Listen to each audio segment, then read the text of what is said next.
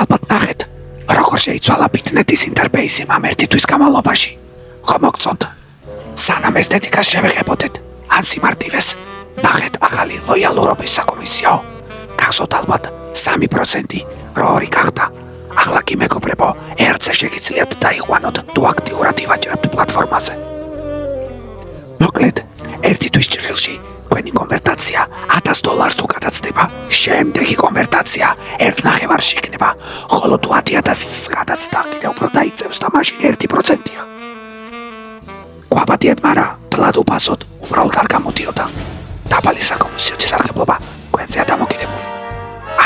და კიდევ ერთი, ხრიგი თუ გინდა თუ როგორ დაუციოთ საკომისიოს, დაწერეთ კომენტარებში სიტყვა მინდა და მე პირადში მომწერეთ.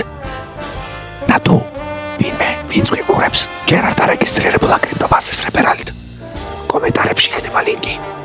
აბა თქვენ იცით. როკ-ენ-როლ.